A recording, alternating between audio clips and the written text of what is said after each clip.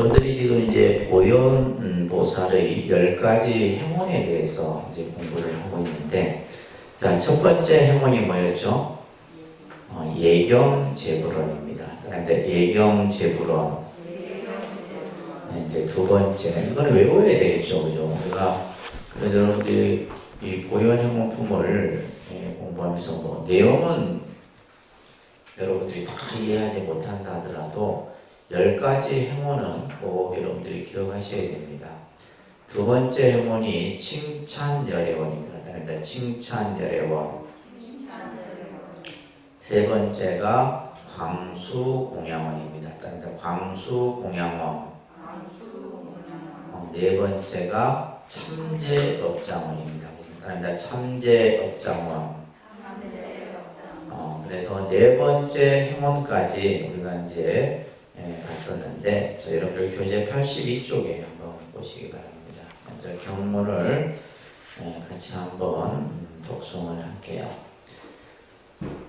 태방강불 허음경 보현행원품이니라. 선남자야 또한 업장을 참회한다는 것은 보살이 스스로 생각하니 내가 과거 한량 없는 겁을 내려오면서 탐내는 마음과 성내는 마음과 의리 말미암아 몸과 말과 뜻으로 지은 악한 업이 한량 없고 가없어 마냐 이 악업이 형체가 있는 것이라면 그도 허공으로도 용납할 수 없으리니 내 이제 정정한 삼업으로 널리 법계 긍미진수 세계 일체 인전에 두루 지성으로 참회하되 다시는 악한 업을 짓지 아니하고 정정한 계행의 이제 공덕에 머물러 있으오리다 하는 것이니 이와 같이 하여 오공계가 하고 중생계가 나 중생의 업이다 하고 중생의 번뇌가 다 하면 날 참회도다 하려니와 허공계가 내지 중생의 번뇌가 으로 나의 참회도담이 없어 생각 상소가 끊임이 없되 몸과 말과 뜻으로 진든이 지치거나 싫어하는 생각이 없느니라. 자, 이 보현보살의 행원은요, 하나하나 행원이 너무 간절해요. 그래서 이 보현보살이 선제동자에게 바로 보살의 그러한 수행의 공덕을 성취하려고 하면, 또한 이제 깨달음의 길로 이제 들어가기 위해서는 바로 이제 10가지 행원을 하나하나 설하는데, 그 행원 하나하나가 너무 간절하다는 거예요. 그래서 이 지금 보현보살이 선제동자에게 설하는 이 행원들을 여러분들이 잘 받아 지내야 됩니다. 자, 지금 이제 네 번째 행원이 참제업장원. 그래서 지난 시간에 우리가 업장이라는 개념에 대해서 또 참회라는 의미에 대해서 조금 공부를 했었죠. 그죠? 자, 여기에서는 업장을 참회한다. 그래서 우리가 업장이라고 하는 것은 결국 내가 지은 악업이, 그죠? 이 다급생내로 우리가 내려오면서 내가 지은 그 악업이 너무 많다라는 거예요. 근데 이 악업이 결국 내가 살아가는데 내 삶에 하나의 장애가 된다는 거예요. 그죠? 그래서 업장이라고 하는 것은 업의 장애가 된다, 이런 뜻이에요. 그러니까 쉽게 얘기해서 우리가 살아가는데 사람들이 자기 생각대로 이렇게 뭔가 풀려야 되는데 자기 생각대로 되지 않는 경우들이 있잖아요. 그죠? 설사 뭐 잘 풀리지 않더라도 크게 장애 없이 그냥 이렇게 무난하게 넘어가야 되는데 그렇지 못하는 경우들이 많다는 거예요. 쉽게 말해서 돌출 변수들이 생기는 거예요. 또 그러므로 인해서 그걸로 인해 갖고 그죠? 일이 꼬이게 되고 뭔가 실패하게 되고 우리가 이제 하는 일에 있어서 어려움이 생기게 되고 이런 일들이 생겨났다. 그런 것들이 이제 결국 보면 전부 이제 불교적 입장에서 본다면 그것이 전부 모부의 장애가 되어져서 결국 내가 하는 어떤 행위에 어떤 걸림돌이 되게 되는 거예요. 그래서 우리가 이제 불교에서는 업장을 참여하는 그래서 참회 기도를 우리가 드리는 겁니다. 보살이 스스로 생각하기를 이 업장을 참여한다는 것은 여러분들이 이제 스스로 생각을 한다 이 말이에요. 어떻게 생각하느냐?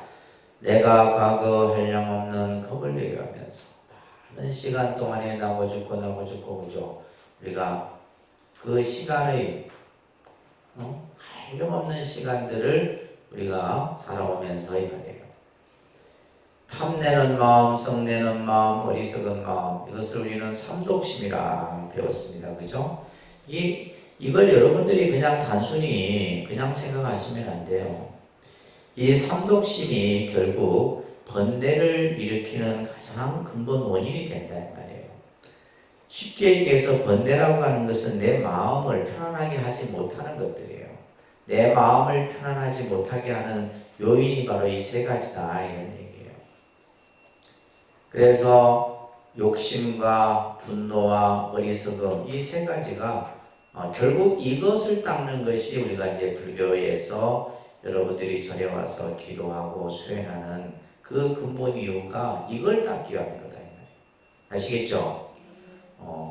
내가 절에 와서 절을 하고 경을 읽고 하는 그 근본 왜 그것을 하느냐라고 했을 때 내 마음속에 이 탐욕과 분노와 어리석음이라고 하는 이 세 가지를 우리가 닦는 거예요. 그것이 결국 뭐다? 업장을 참여하는 것과 똑같은 거예요. 이 어리석은 마음으로 말미암아서 비롯되어서 이 말이에요. 몸과 말과 뜻으로 짓는 악한 업이, 그죠? 우리가 신구의 삼업이 내가 잘못된 어떠한 행위로 나타나게 되면 그것이 악업이 되잖아요, 그죠? 그래서 우리가 몸으로 짓고 입으로 짓고 생각으로 짓는 그 악한 업들이 한량이 없어. 이게 이제 중요한 말이에요. 우리가 매일매일 생각하고 말하고 그죠? 몸으로 하는 행동 하나하나에서 짓는 그 업이 한량이 없고 가없어. 끝이 없다는, 끝이 보이지가 않아. 내가 짓는 그 업이.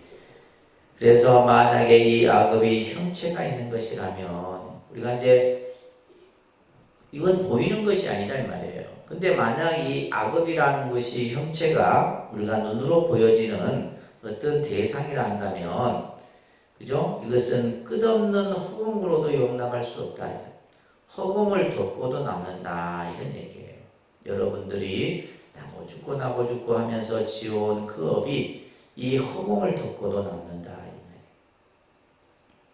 그랬으니 이제 청정한 삼업으로, 그죠? 여기서의 청정한 삼업이라는 것은 몸으로 또 입으로 또 생각으로, 그죠? 그 삼업으로 널리 걷게 극미진수 세계 일체 불보살인전에 이 우주 밖에 셀 수 없는 수많은 세계에 있는 일체 그 불보살림전에 내가 두루 지성으로 참여하되 그 수많은 불보살님 앞에 낱낱이 내가 참회를 드린다. 그 참회를 하되 다시는 악한 업을 짓지 아니한다. 다시는 내가 그와 같은 업을 짓지 않는다. 그러니까 우리가 예를 들면 지난 시간에 참회라는 의미가 어떤 의미라고 했어요? 잘못을 인정하고 잘못을 내가 다시 하지 않겠다. 그런데 이제 우리 중생은 또 돌아서면 잊어버려요. 그죠? 희한하단 말이에요. 그리고 이게 통제가 안 되는 거예요.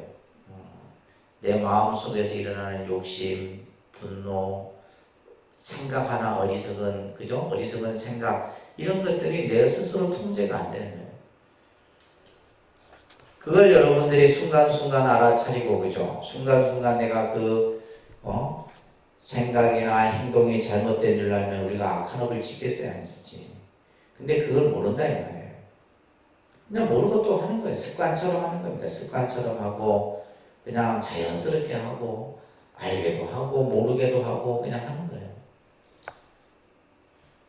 그래서 우리가 이 참회라는 의미를 잘 이해를 해야 됩니다. 아셨죠?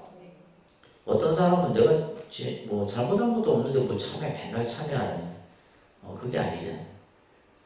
지금 내가 현재 오늘 내가 한 행위가 잘못된 게 없다 할지라도 어제 한 행위에 잘못된 게 있고, 그죠? 몇 개월 전에 잘못된 행위가 있고, 그 잘못이 내가 알게도 모르게도 했다.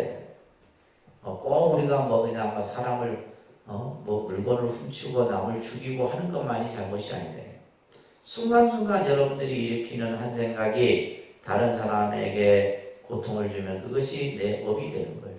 말 한마디가 업이 되고 행동이 업이 되고, 근데 그걸 무서운 줄 모르는 거예요, 우리는. 자, 그렇게 해서 다시는 악한 업을 내가 짓지 아니한다 이 말이에요. 그러면서 항상 청정한 계명의 일체 공동에 머물러 있으리다. 이렇게 이제 구원을 일으키는 거예요. 이것이 이제 바로 참제법자문입니다. 그죠? 어떻게 참여하라? 다 나왔잖아요. 그죠? 어떻게 참여하라? 자, 그러면서 후렴구는 똑같아요. 이와 같이 허공계가 다하고 중생계가 다하고 중생의 업이 다하고 중생의 번뇌가 다하면 나의 참회도 다하려니와. 근데 허공이 다할 수 없고 중생계가 다할 수 없다 이 말이에요. 그러니까 뭐요? 내 참회는 끄지없이 끊임없이 이루어진다 이런 얘기예요.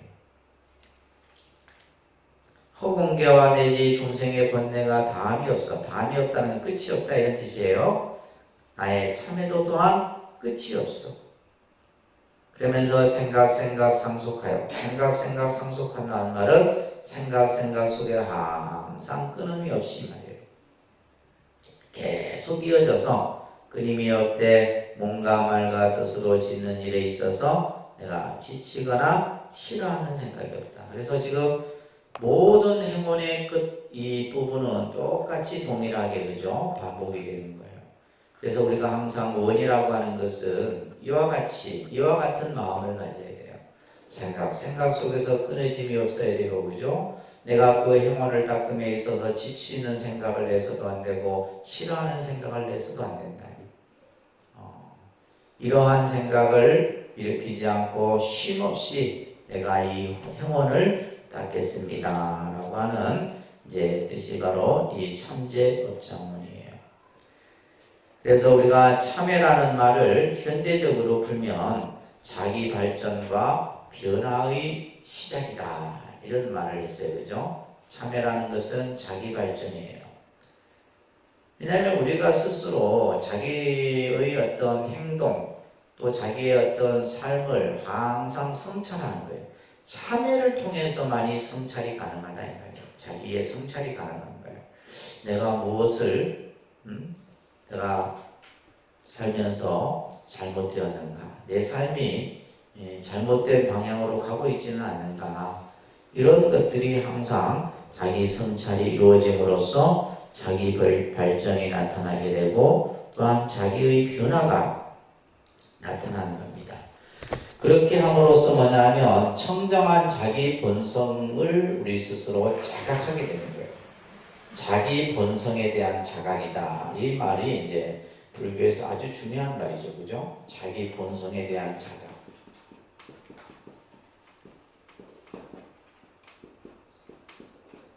이 자기 본성에 대한 자각이 바로 우리가 불교에서 말하는 깨달음이란 말이에요. 깨달음. 불교에서 깨달음 하는데 그 깨달음이 뭐냐? 자기 본성에 대한 자각이에요.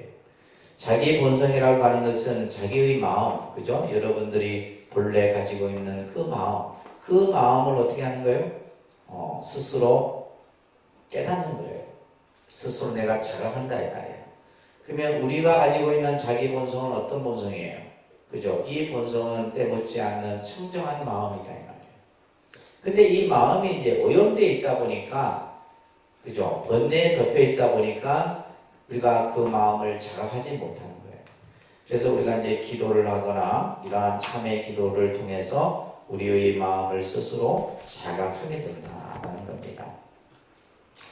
자, 이러한 말씀들이 이 교재에서 전해지고 있습니다. 자, 두 번째 단락에 보시게 되면 이런 말이 있어요. 업이라는 것은 인간 행위가 참된 인간 본성, 즉 보는 자리에서 벗어나서 착각된 자아를 본체로 하는 행위이기 때문이다.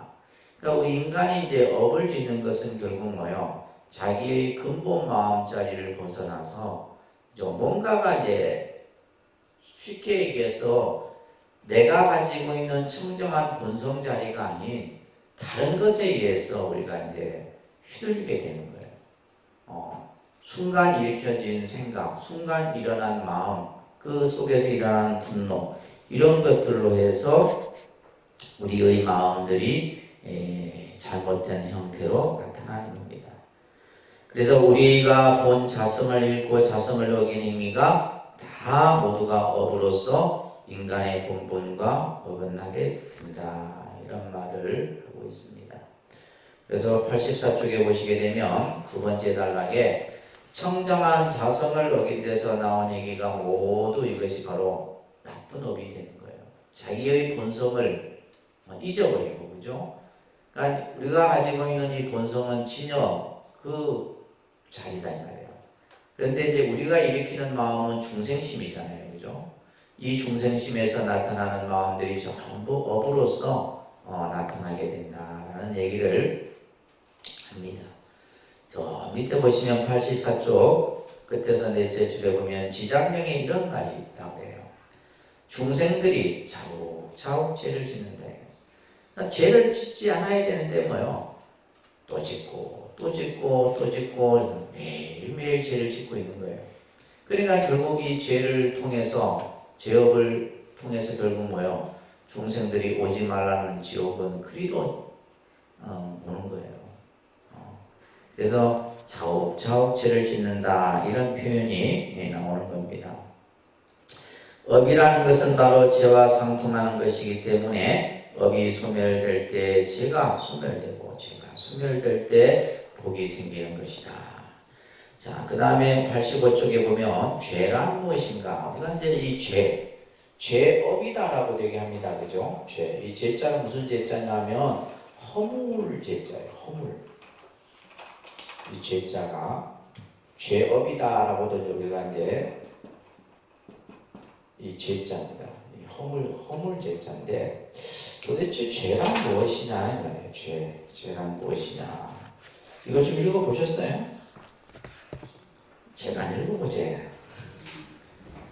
곤란합니다. 좀 읽어보세요. 이거 한 번 읽어서 잘 몰라요. 이 죄라고 하는 것이 결국 허물이라고 하는 것이 우리가 이제 허물 죄자인데 여기 보시게 되면 망령된 자아를 집착하게 됨으로써 인간이 본래 가지고 있는 스스로의 그 덕성, 인간의 그 본성이 나타나지 못하는 거예요.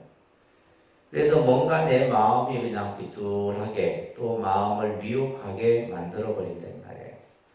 그 상태에서 이른바 아까 얘기했듯이 중생심, 다시 말해서 탐심과 진심, 치심 이 세 가지 마음이 일어나는 거예요. 이 세 가지 마음이 마치 이제 주인이 된 거냐, 이 마음이 우리 마음을 딱 그냥 쥐어잡고 행동을 하게 되는 거예요. 인간이. 근데 이제 우리가 이제 이 종교신앙이라고 하는 신앙생활을 통해서 결국 이 세 가지 마음을, 그죠? 컨트롤 하는 거예요. 제어하고, 통제하고, 하는 이런 것들이 이제 우리가 기도 수행을 통해서 만들어지게 되는 겁니다. 그래서 이 삼독심이 마음이 주인이 되어버려요. 원래 마음의 주인은 이것이 아닌데 이 세 가지가 그냥 마치 주인이 그냥 행세를 해버리는 거예요.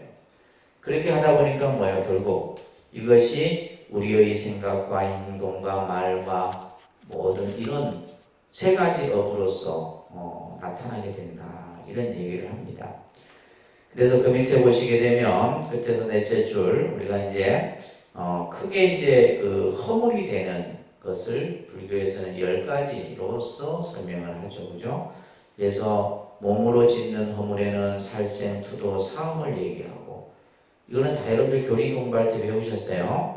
입으로 짓는 허물에는 기어, 망어, 양설, 악구 그죠? 이런 것들이 있고 또 이제 탐심, 진심, 치심이라고 하는 그래서 우리가 이제 신구의 삼업으로부터 10가지 이 나쁜 업들을 짓게 된다라는 이야기를 지금 설명하고 있습니다.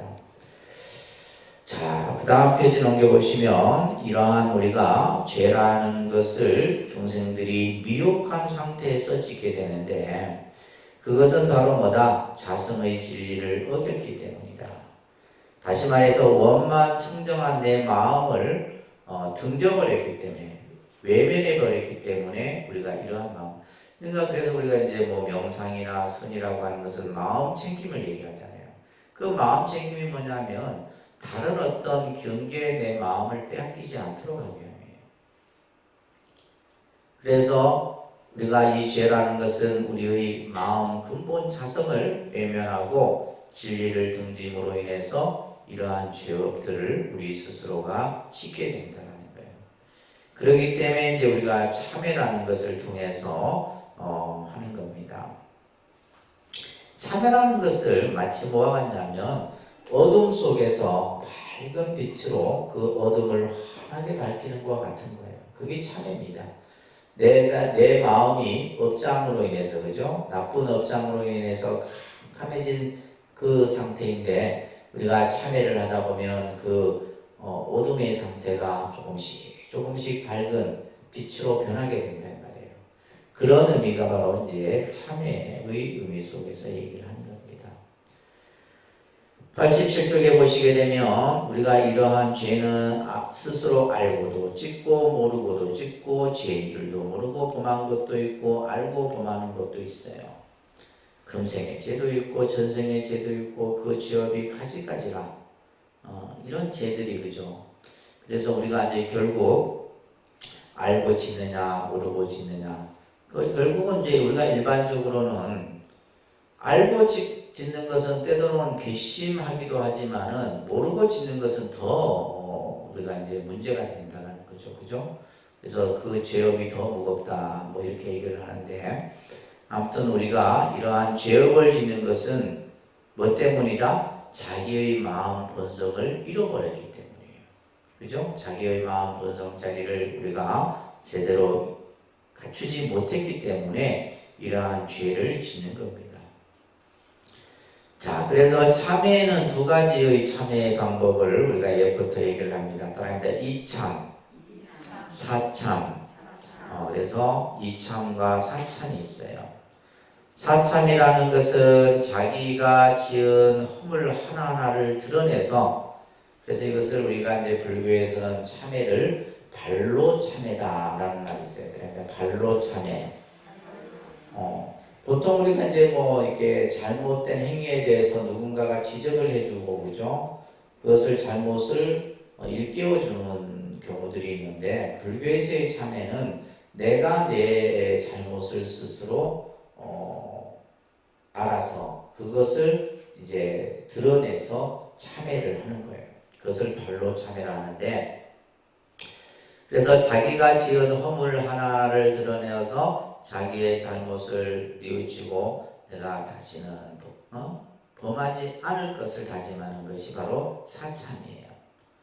그래서 이제 이런 경우가 이제 우리가 보통 사참을 하는 경우가 이제 사찰에서는 주로 스님들이 잘못을 했을 경우에 이제 뭐 절을 합니다. 1080배를 한다든지 3000배를 한다든지 저도 이제 며칠 전에 1080배를 하고 왔는데 스님들이 다 같이 했어요. 근데 이제 그 중에는 난 잘못한 것도 없는데 뭐 이렇게 생각할 사람도 있고 그죠? 근데 근데 해보니까 뭐 꼭 어떤 잘못을 하고 안 하고 떠나서 그 절을 하면서 스스로 또 내 마음을 한번 이렇게 되돌아보게 되더라고요. 그래서 한 4일 지나니까 이제 다리가 다 풀렸는데 어제까지만 해도 되게 아파요. 내 도반생 하나는 아직도 다리가 아파하고 죽게 돼.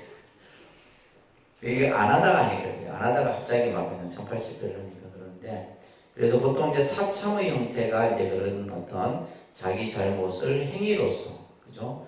그래서 어떻게 보면 육체적인 좀 고통을 내가 이제 스스로 느끼면서 내 잘못을 뉘우치는 것을 사참의 형태다 그래요.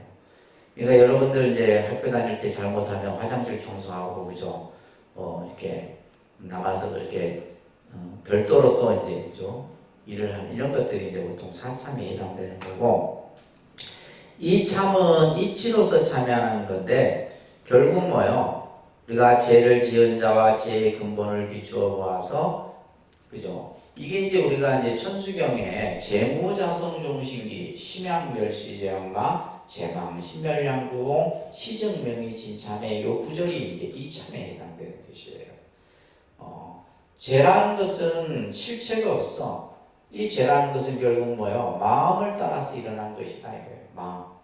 결국 그죠? 우리가 마음이 일어남으로써 죄를 짓고 악업을 짓는 거잖아요. 근데 그 마음이 없어지면 심양멸시죄는 죄 또한 없어진다. 그래서 이것을 스스로 깨닫는 참회가 바로 무슨 참회? 이참이 되는 거예요. 이참의 뜻입니다. 그래서 죄를 진 업이 공한 것을 알아. 그래서 자성이 청정한 것을 깨달아서 한 점의 허물도 보지 않는. 그래서 죄를 지은 내 자신과 그런 어떤 대상이 다 공해져 버려요.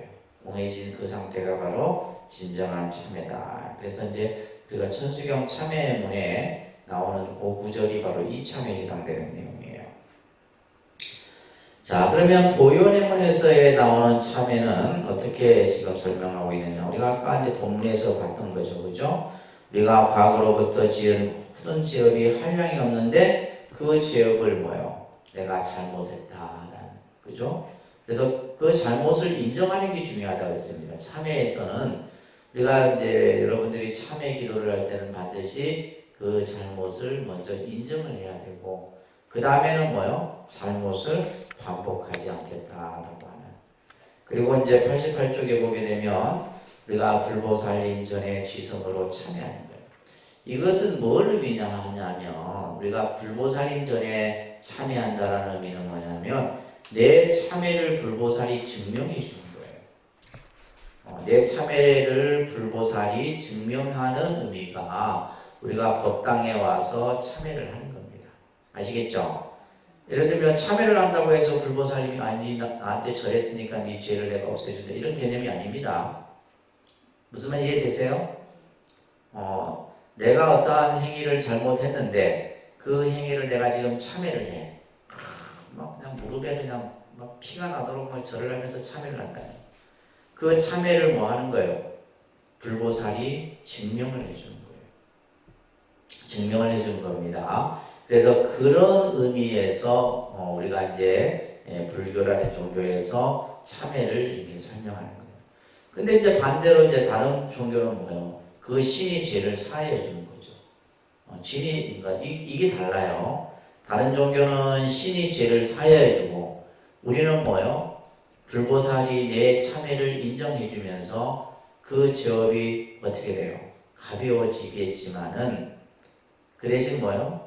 그 업의 대가는 받아야 된다. 아시겠습니까? 잘못을 했으면 잘못에 대한 대가는 받아야지. 예를 들면 뭐 참여한다고 다 없어지고 그런 게 아니에요. 근데 아까도 얘기했듯이 그러면 왜 우리가 법당에 와서 참여를 하느냐? 불보살님이 내 참여를 증명해 주는 거예요. 증명해 주고 그렇잖아요. 우리가 보통 지난 시간에도 얘기했듯이 잘못을 인정하고 잘못을 뉘우치면 죄업은 좀 가벼워집니다.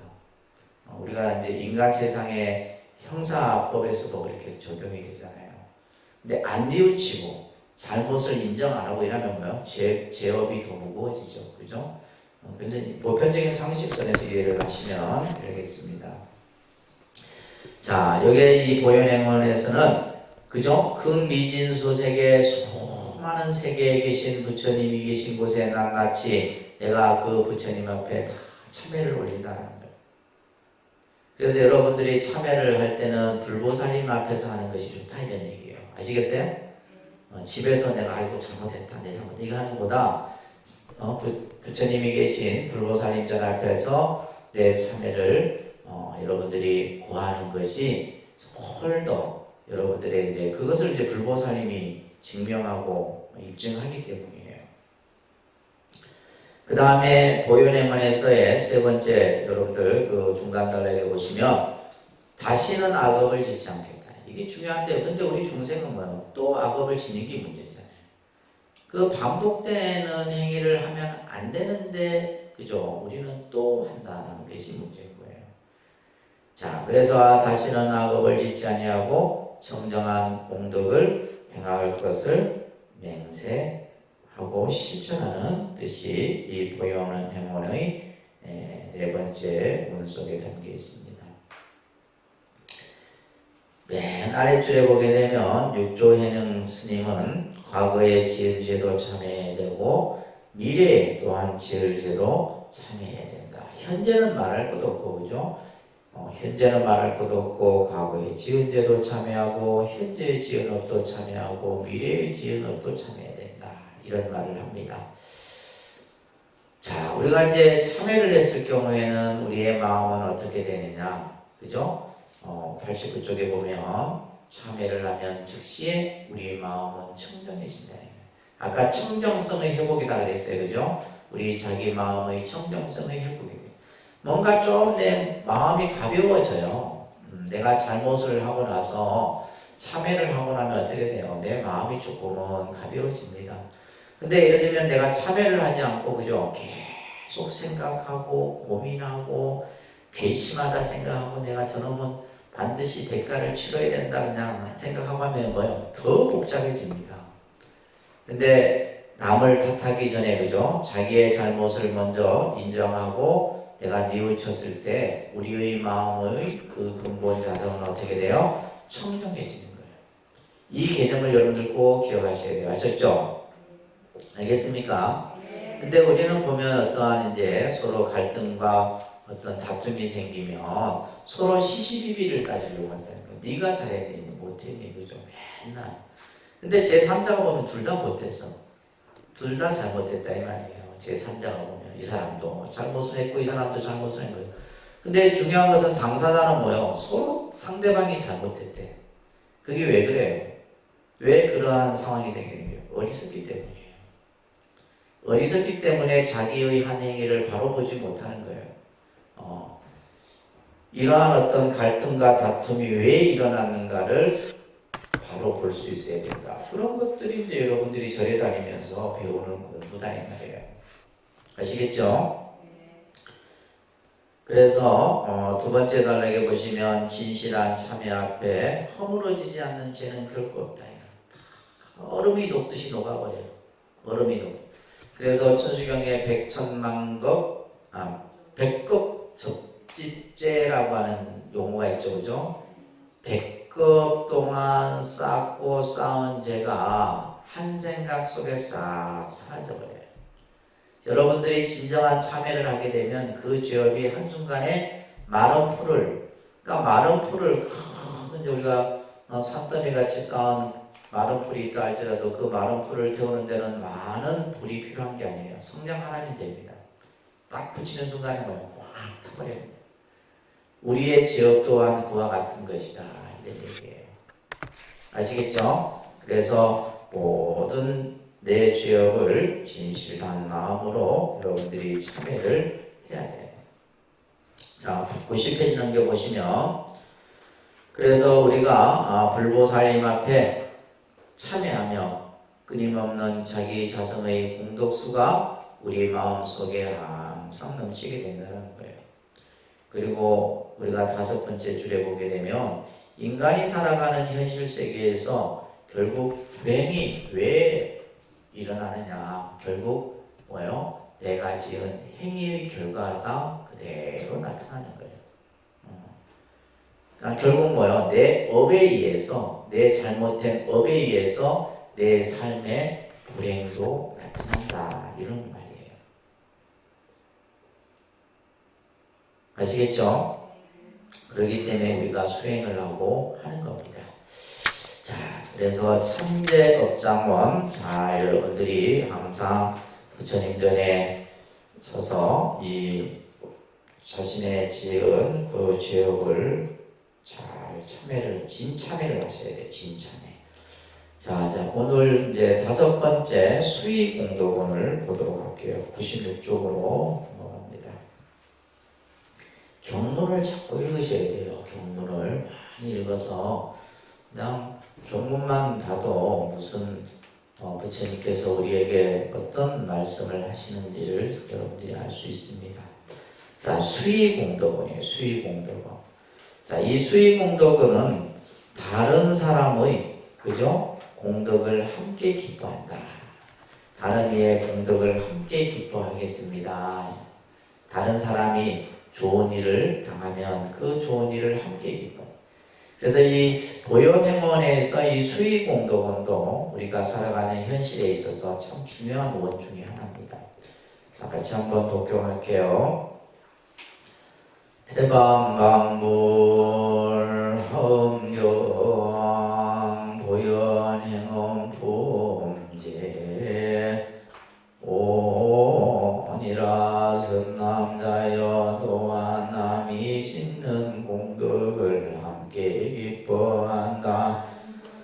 진법계 허공계 시방삼세 일체물 찰금미진수 모든 부처님께서 처음 말씀하실 대로부터 일체지를 위해 부지런히 복덕을 닦되 몸과 목숨을 돌보지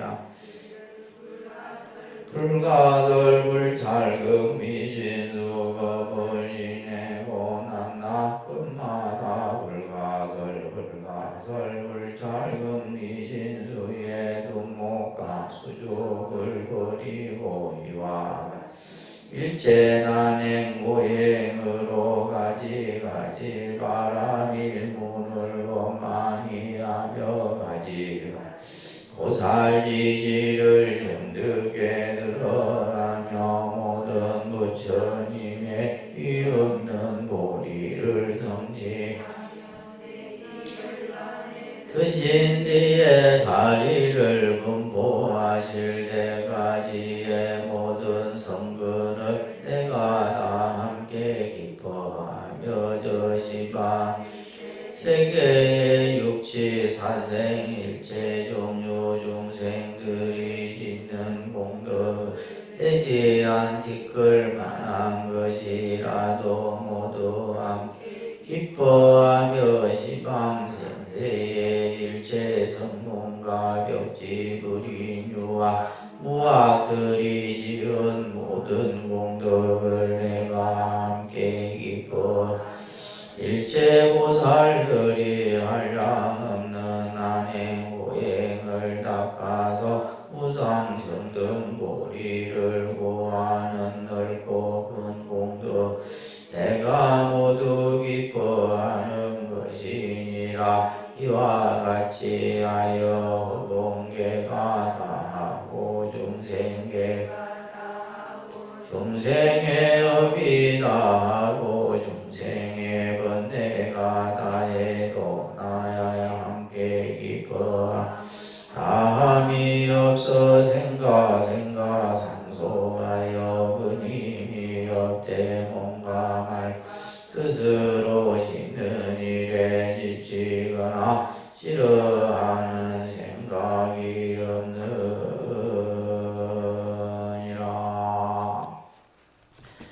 우리 불교에 아까도 이제 보현행원품 내용 속에서 나왔지만은 부처님은 또 불보살들은 모든 이 세상의 존재들을 전부 하나로 이렇게 봅니다.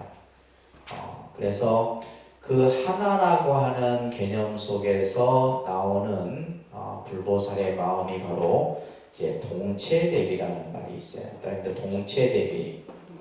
동체라는 말은 한 몸이다 이 말이에요.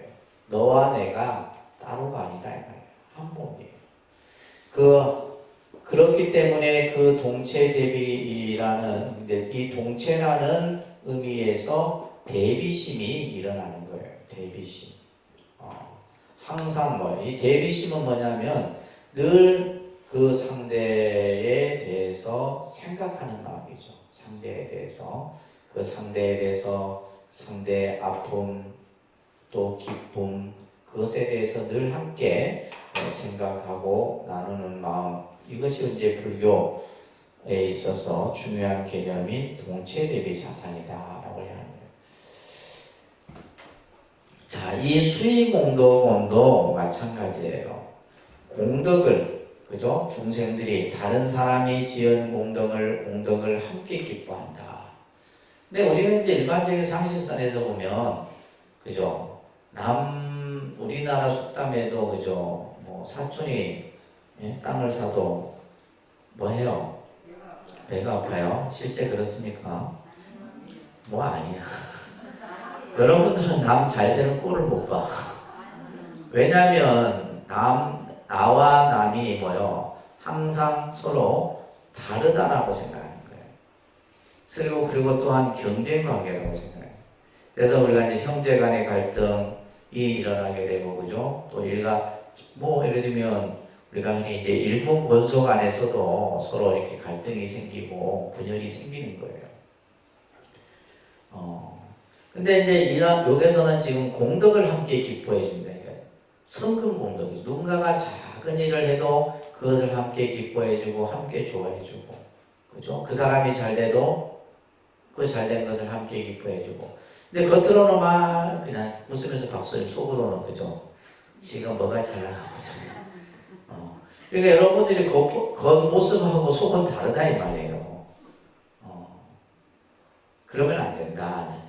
이 보살행을 완성해 가는 데 있어서 항상 중생이 작은 일을 선한 일을 하든 어떤 큰 일을 하든 간에 그것을 함께 따라 기뻐한다. 공덕을 함께 따라 기뻐한다. 특히 이제 우리 다른 종교인들보다 제가 이제 쭉 여러분들을 지켜보면서 우리 불자들이 얘기한대. 수의공덕원이 한대. 우리 불자들이 수의공덕원이 한대 실제.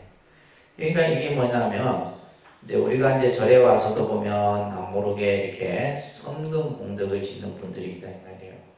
그러면 그것을 그냥 있는 그대로 보고 참 환희심을 같이 내가 하지 못하는 것에 대해서 그냥 환희심을 내고 이렇게 좋게 봐주면 되는데 여러분들은 생각들이 이렇게 돼 있어갖고 좋게 못 봐요.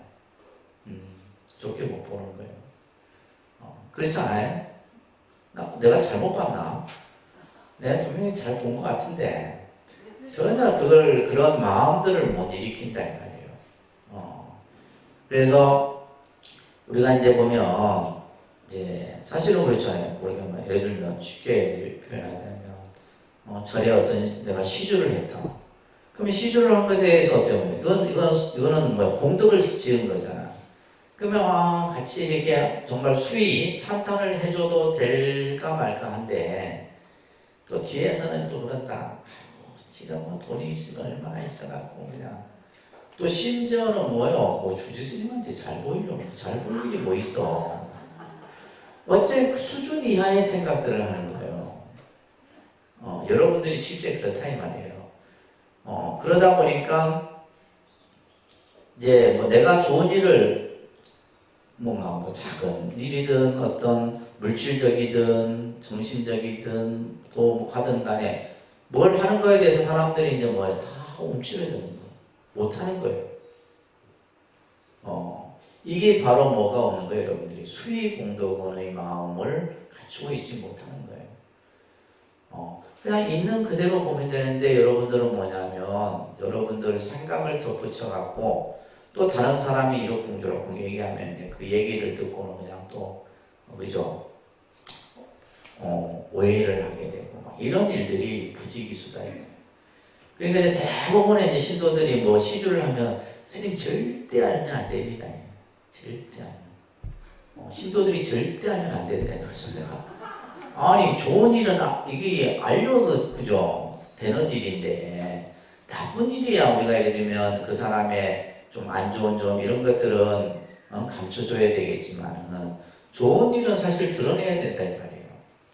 근데 반대로 수의 공덕은 오히려 기독교인들이 잘해. 우리 이 내용은 불교에 있는데도 교인들은 뭐냐면 작은 것도 막 크게 막 그냥 그래 하니까 그게 어떤 현상이 나타나는 줄 알아요? 서로 하려고 하는 거예요. 서로. 어떤 이제 역효과가 나냐면 내가 100원을 냈으면 옆에 사람은 1000원을 하려고 하고 1000원을 한 사람이 있으면 10,000원을 하려고 하고 이게 교회에 나타나는 모습이에요. 교인들이 가지고 있는 사람들이. 그러니까 이제 그 사람들은 있는 그대로 막 좀, 그리고 옆에 가서 훌륭하다고 찬탄해 주는 거예요. 정말 좋은 일을 하셨다고, 정말 훌륭하시다고. 근데 우리 정말 불교 신자들은 그런 마음들을 못 일으킨다 이 말이에요. 그쵸? 그래서 이 수의공덕원을 공부하신 여러분들은 그렇게 하면 안 된다 이 말이에요. 아시겠어요? 그래서 선남자야 남이 짓는 공덕을 함께 기뻐해라. 남이 짓는 공덕을 함께 기뻐하는 거예요. 근데 우리가 생각했을 때 무슨 이 원의 행원 속에 이 이야기가 들어있을까 하는데 아니에요. 이게 중요한 겁니다. 그래서 우리가 다른 사람의 좋은 점은 자꾸 뭐 해주고 기뻐해주고 찬탄해줘야 되고 다른 사람의 안 좋은 점은 감춰줘야 되고 근데 우리는 거꾸로가 되거든요. 좋은 거는 감추려고 하고 안 좋은 것은 드러내서 그냥 아주 그냥 확성기로 그냥 온 사방팔방에 터뜨리고 이게 안 되는 거예요. 그래서 남이 짓는 공덕을 함께 기뻐한다는 것은 뭐냐? 진법계, 허공계, 시방삼세, 일체불찰, 극미진수 그죠? 온 우주법계, 허공계 이 허공의 공간까지 다 포함하는 시방삼세, 일체불찰 그죠? 시방삼세에 있는 일체 모든 부처님 세계 극미진수 또 셀 수 없는 모든 부처님께서 처음 발심하실 때로부터 그렇죠? 이렇게 많은 부처님들이 발심으로부터 시작이 되는 거예요. 발심으로부터. 그래서 우리가 뭐 서가모니 부처님이 됐든 약사일의 부처님이 됐든 아미타 부처님이 됐든 그 부처님들이 처음 발심하실 때로부터 일체지를 위해서 이것은 이제 일체지라고 하는 이 주가 조금 설명이 되어 있어서 잠깐 한번 보도록 할게요. 일체지, 보살지지 뭐 이렇게 되어 있는데 자 여러분들 교재 103쪽 한번 보세요. 그래서 보통 우리가 이제 일체지, 일체종지 뭐 이런 이제 그 우리가 원을 표현할 때 그런 표현들이 있는데 일체지는 살바야라고 이제 얘기합니다. 우리가 살바야인데 이것은 뭐냐면 모든 존재에 대해서 아는 지혜를 일체지라 한다. 모든 것에 대해서 아는 지혜를 일체지라 하고 또 이것을 이제 보살이 중생을 교화하기 위해서 도의 종류별을 아는 지혜를 도종지라 하고 또 일체 존재에 대해서 그죠? 좀 더 세밀하게 아는 지혜를 일체 종지라 한다. 그래서 이제 보통 일체 종지는 부처님의 지혜고 일체지는 보살의 지혜고 도종지는 이제 우리가 성문의 지혜다. 이렇게 이제 구분하기도 합니다. 그다음에 일체종지, 일체지, 그다음에 도종지, 이렇게 이제 세 가지 개념이 이제 설명이 되어지는 거예요. 그래서 우리가 이제 보살의 지혜냐, 또 부처님의 지혜냐, 또 성문 이승의 지혜냐, 이런 이제 차이들이 있는 거예요.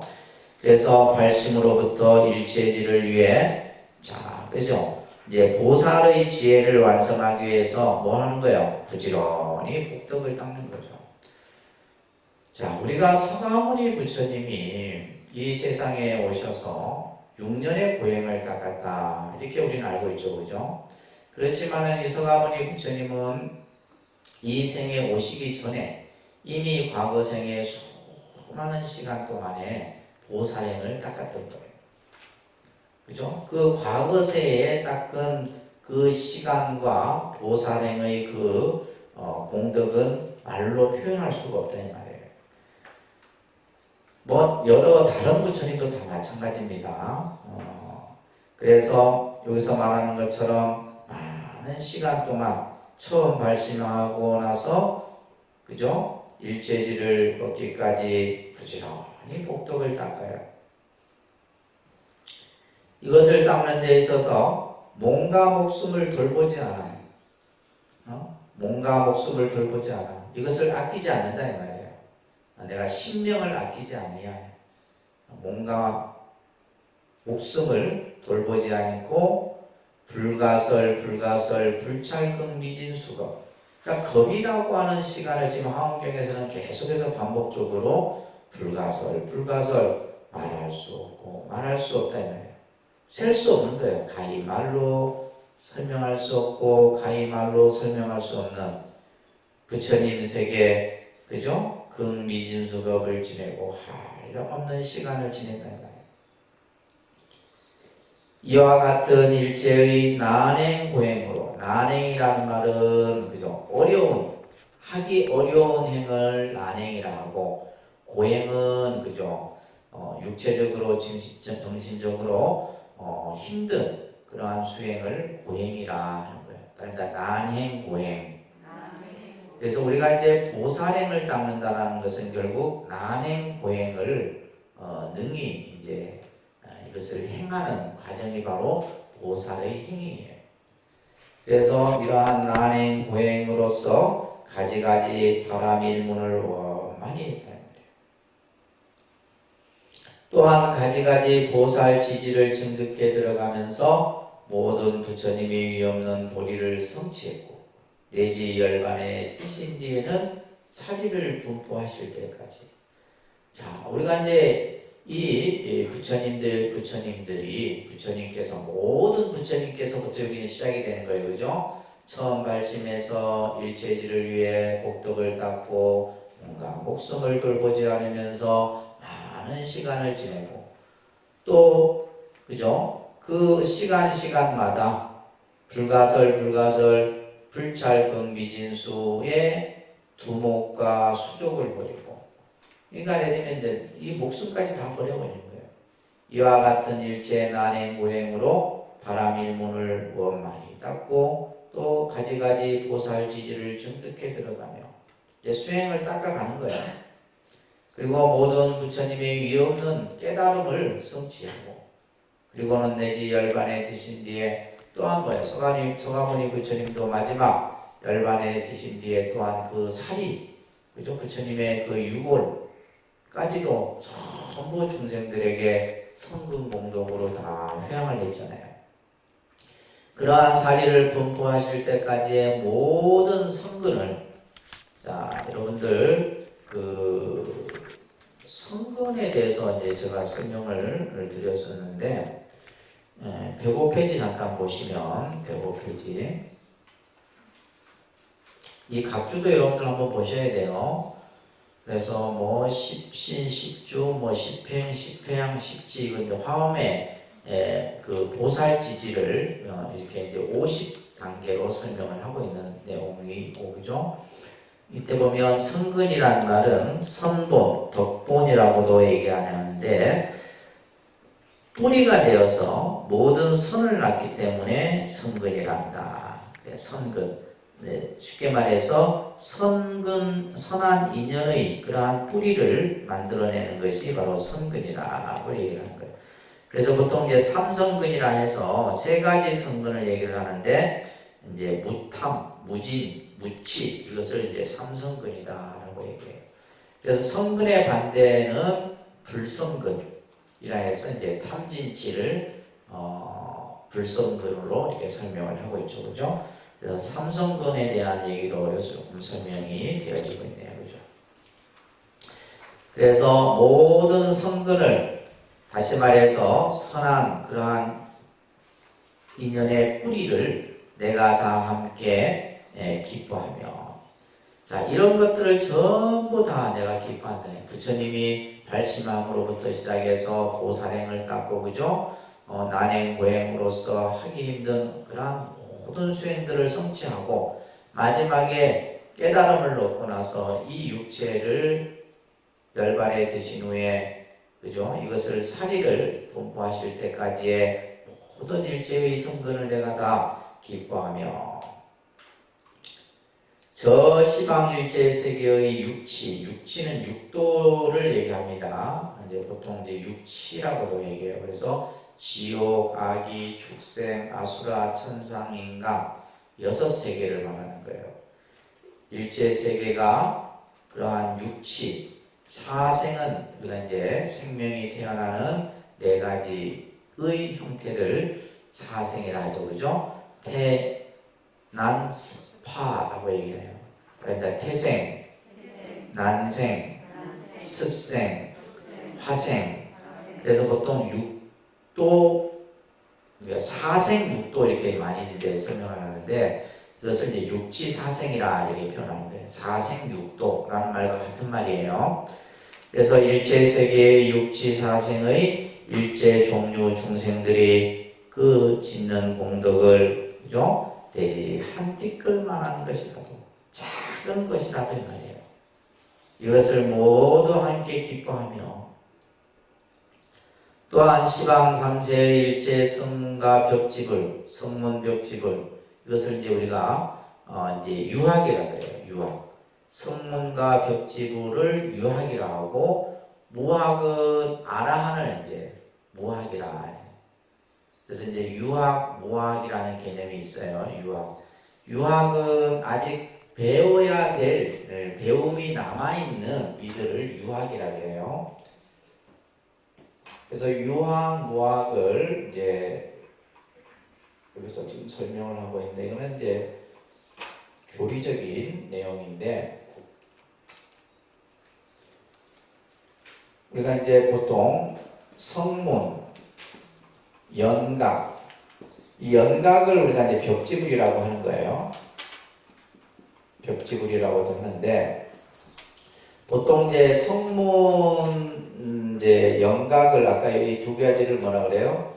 이제 유학이 아직까지 이제 배움이 남아 있는 거고 이제 무학을 우리가 이제 흔히 뭐라 하냐면 이제 아라한. 그래서 이제 초기 불교에서는 아라한이라 했지만은 이것이 나중에는 이제 불의 개념으로 설명이 되어지는 거예요. 조금 더 이제 발전이 되어져서 그래서 보통 이제 이학의 개념으로서 유학과 무학, 그 다음에 이것을 이제 성문, 벽지불, 또 보살 이런 이제 나중에는 이런 개념이 이제 삼승의 개념으로 만들어지게 되죠, 그죠? 자, 그래서 시방 3세 일체 성문과 벽지불인 유학과 무학들이 무학은 아란이라 그랬어요. 이들이 지은 모든 공덕을 내가 함께 기뻐하며 일체 세계에 있는 중생들이 지은 공덕을 또한 기뻐하고 성문과 벽지불 다음에 아라한들이 지은 공덕을 또한 기뻐한다 말이에요. 또한 일체 보살들이 한량없는 난행고행을 닦은 무상 정등보리를 구하고 넓고 큰 공덕을 또한 기뻐해요. 그죠? 사생육도 중생들의 작은 턱을만한 공덕도 기뻐하고 그죠? 유학, 무학, 성문, 벽지불의 공덕을 또한 따라 기뻐하고 일체 보살이 그러한 난행고행을 닦은 모든 공덕을 또한 기뻐하고 다 이와 같이 기뻐하는 거예요. 이와 같이 하여 허공계가 다하고 중생계가 다하고 중생의 업이 다하고 중생의 번뇌가 다해도 나의 함께 기뻐함은 담이 없다. 그러니까 내가 그죠? 중생의 예를 들면 중생뿐만이 아니라 예를 들면 성문 벽지불 또 보살 이러한 모든 이들의 그 공덕을 내가 기뻐하는 것은 끝이 없다 이 말이에요. 항상 끊어지지 않고 이어진다는 얘기예요. 생각 상속하여 끊임이 없되 몸과 말과 뜻으로 짓는 일에 지치거나 싫어하는 생각이 없게 한다. 자, 이 내용이 이제 바로 공덕을 함께 따라 기뻐한다라는 거예요. 그래서 우리가 이제 앞에서 이제 그런 제 첫 번째 원이 뭐였었어요? 칭찬 여령원이 있었죠, 그죠? 칭찬 여령. 그래서 부처님을 찬탄한다는 것은 중생을 찬탄하는 것이에요.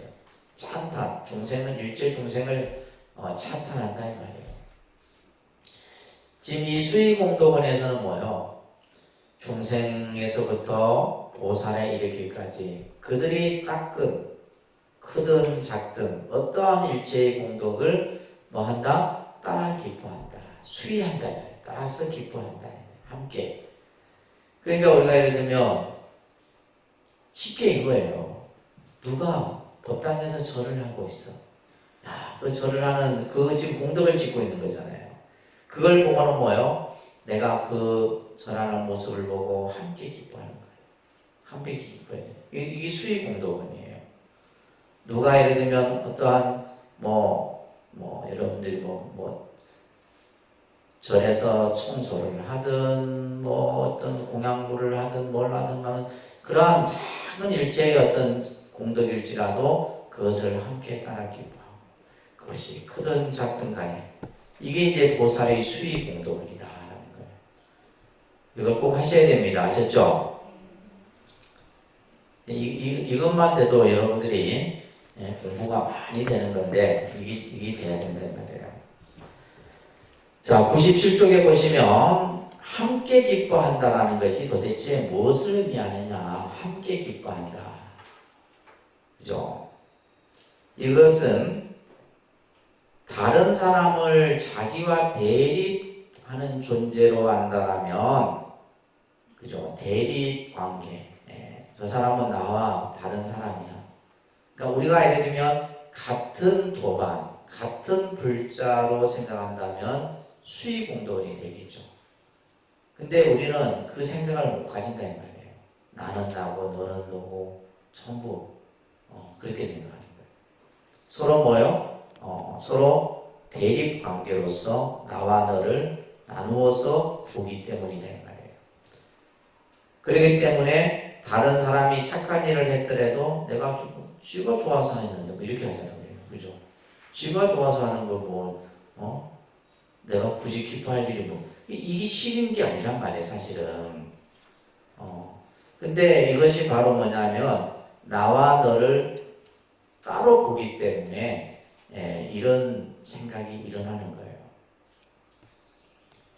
그래서 예를 들면, 다른 사람이 또한, 그죠? 어떤 착한 일을 하고, 공덕을 짓게 되면, 결국 자기 자신은 못하는 것에 대해서 상대적 박탈감이 또 생겨요.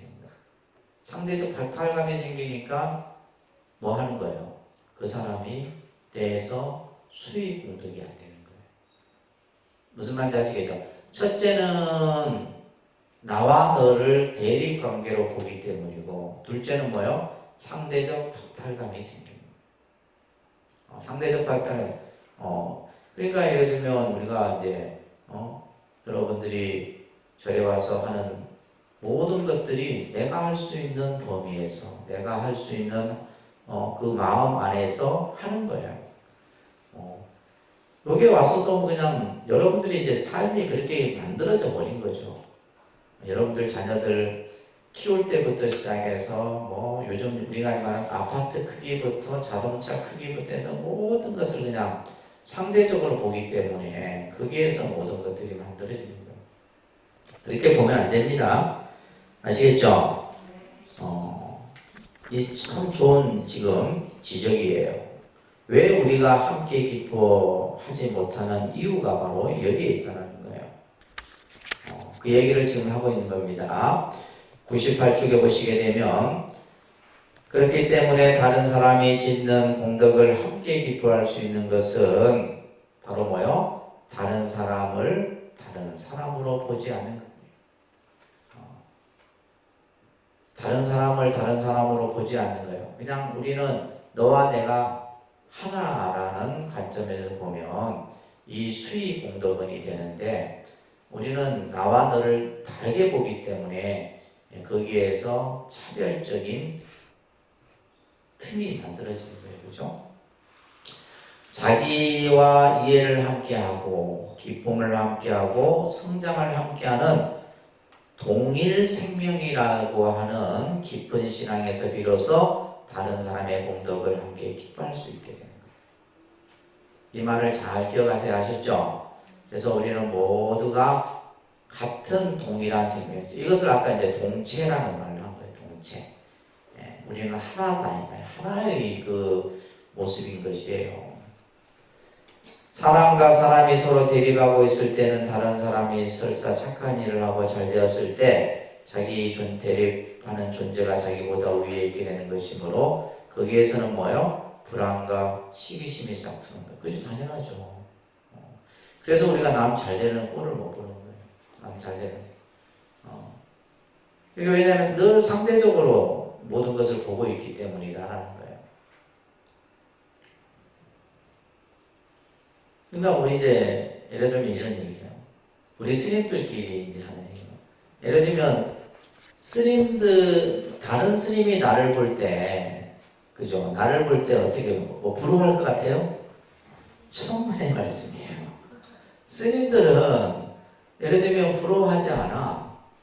그럼 어떻게 생각하냐면 내 주위에 있는 도반 스님들은 내 도반이 잘 됐으니까 뭐요?